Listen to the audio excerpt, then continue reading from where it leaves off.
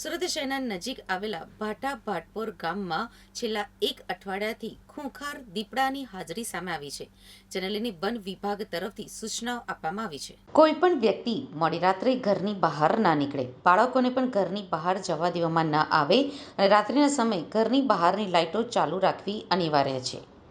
સુરતના શહેરી વિસ્તારમાં આવેલ ગામડાઓમાં પણ દીપડાની હાજરી જોવા મળતા ગ્રામવાસીઓમાં ભયનો માહોલ ઊભો થયો છે. સુરતના ભાટા ભાટપોર ગામે એક અઠવાડિયા અગાઉ દીપડાની હાજરી જોવા મળી હતી, જેની તસવીર પણ સ્થાનિક ગ્રામવાસી દ્વારા કેમેરામાં કેદ કરાઈ હતી. જે બાદ આ બાબતની જાણ વન વિભાગને કરવામાં આવી હતી, જે વન વિભાગે દીપડાની હાજરી અંગે તપાસ કરતા તેના ફૂટપ્રિન્ટ પણ વિભાગને મળ્યા હતા.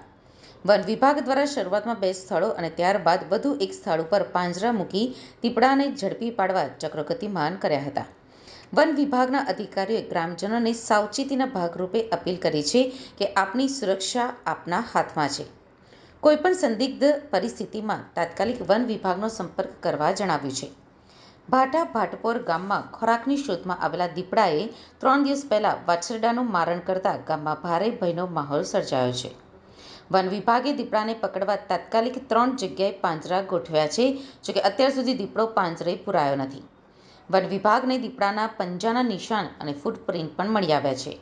સ્થાનિક નૈનિશ પટેલે જણાવ્યું હતું કે વાછરડાનું મરણ હાલતમાં મળ્યું હતું અને નજીકના ઝાડ ઉપર દીપડાના નિશાન પણ જોવા મળ્યા છે. ગામના લોકોએ આશા વ્યક્ત કરી છે કે વન વિભાગ તાત્કાલિક દીપડાને પાંજરે પૂરે અને તેમને ભયમુક્ત જીવન જીવવાની તક મળે. રેન્જ ફોરેસ્ટ ઓફિસર નીતિન વર્માએ જણાવ્યું હતું કે વન વિભાગ દ્વારા લોકોને પણ અપીલ કરતા જણાવવામાં આવ્યું છે કે કોઈપણ વ્યક્તિએ મોડી રાત્રે ઘરની બહાર નીકળવું નહીં. બાળકોને પણ મોડી રાત્રે ઘરની બહાર નીકળવા ના દેવું.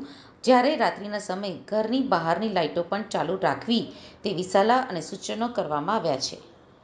10-12 દિવસથી ભાઠા ગામના લોકો દ્વારા જાણ કરવામાં આવી હતી કે અહીંયા વન્ય પ્રાણી જેવું કોઈ પ્રાણી અહીંયા ફરે છે. તેથી અમારી ડુમસ રેન્જની ટીમ દ્વારા ત્યાં સર્ચ ઓપરેશન હાથ ધરી છે અને ત્યાંના ફૂટપ્રિન્ટને બધી તપાસ કરી છે.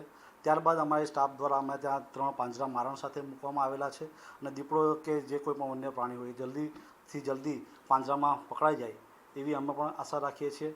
તેમજ બીજી વાત એ કરું કે ભાઠા ગામ તેમજ આજુબાજુના બીજા ગામ છે એ લોકોને પણ અમારા તરફથી સંદેશ આપવા માગું છું કે તમે તમારા ગામની આજુબાજુ તેમજ ઘરની આજુબાજુ કોઈ પણ તમારો ખાવાનો એઠવાડ હોય કે કોઈ પણ માંસાહારી કે એવું કોઈ પણ હોય તો ગામની આજુબાજુ કે ઘરની આજુબાજુ ના નાખો, જેથી કોઈ પણ વન્ય પ્રાણી હોય દીપડા જેવું હોય કે એ ખાવા માટે મોટા ભાગે આવતું હોય છે.